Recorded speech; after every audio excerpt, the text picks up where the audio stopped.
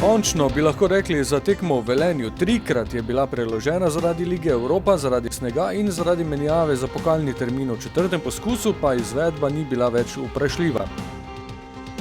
Prav tako kot ni bil razplet. Dež je čez dan razmočil igralno površino, toda razmere niso odvzele kombinatorike v mariborskih akcijah in ob takojšnjem prevzemu pobude že v 11. minuti žoga v velenjski mreži.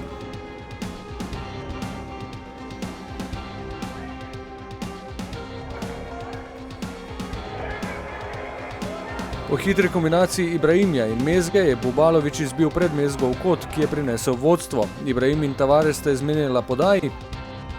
Ob predložku Ibrahimija in o posredovanju domačih branilcev pa žoga do Fajića, ki je pozorno spremljal akcijo in dosegel še svoj drugi zaporedni zadetek v 4 dneh.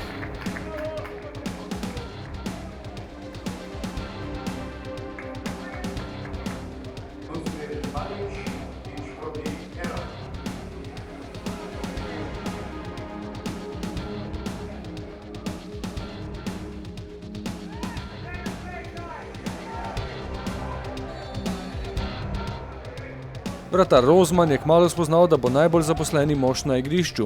Ob naslednji grožnji iz prostega strela mu je Ibrahim s silovitim projektilom ogrel dlani, končalo se je s kotom. Potem pa po prodoru Mezge znova soočenje zadnje velenjske ovire s Fajićem. Dobra zamisel strelca vodilnega gola, a je vratar še enkrat uspel odbiti žogo v kot. Fajić in Rozman sta se pogosto videvala, v naslednjem dvoboju še ena obramba vratarja Rudarja. Po predložku Vilerja je Fajić nameril z glavo z refleksnim posredovanjem Rozmana, ob udarcu z bližine pa je ostalo pri 0:1. Na drugi strani je bil do odmora Marko Pridigar, ki je okreval po bolezni in prevzel vlogo Jatmina Handanovića zaradi izključitve v Ljubljani, kaznovanega z 2 tekmama prepovedi igranja, le opazovalec dogodkov. V edinem posredovanju v prvem polčasu v poskusu Eterovića z roba kazenskega prostora je žogo brez večjih težav ujel. Ker sta ekipi večino časa preživeli na velenjski polovici igrišča, so se vsi zanimivejši dogodki sprva zvrstili na isti strani.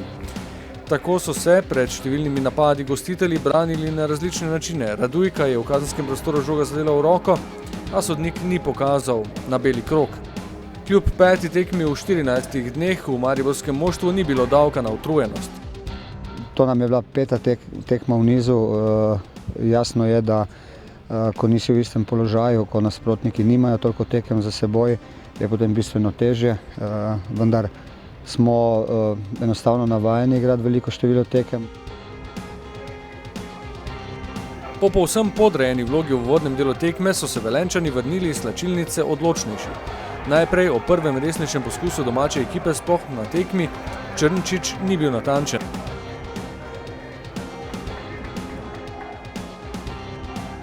V naslednji obetavnejši situaciji v gneči pred mariborskim golom žoga na koncu do Eterovića, Pridigar pa je ustavil njegov poskus.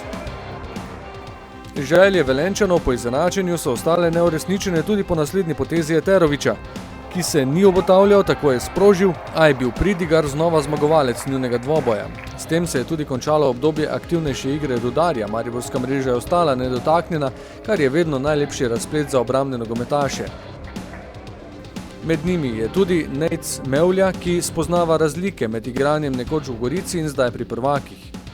Moram reči, da imam par kil manj, kot sem jih imel v Gorici, tako da se počutim kar lažjega na igrišču in kolena ne čutim, poškodba je mimo, pozabljena, na igrišču ne razmišljam o tem in tudi to.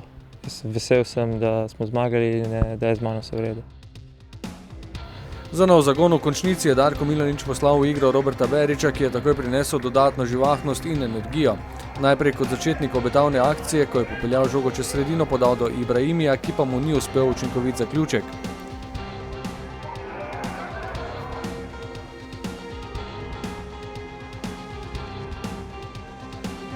Po podaji je ob naslednjem poskusu Berić prišel do zaključka, v kazenskem prostoru si je priboril položaj za udarec, Rozman pa je dopolnil seznam obramb.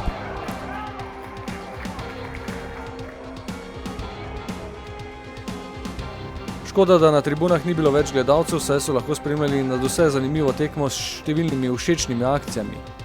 V tej sta sodelovala Cvijanović in Berić, otresla sta se tekmecev tako ob stranski črti kot v kazenskem prostoru, po podaji Berića pa je Cvijanović zadel domačega vratarja.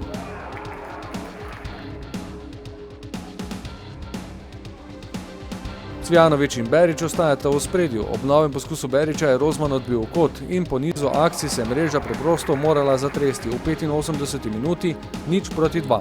Po sodelovanju s Cvijanovićem je Ibrahimi podal predgol, Berić pa spretno poslal žogo mimo Rozmana, ki vsega vendarle ni mogel preprečiti.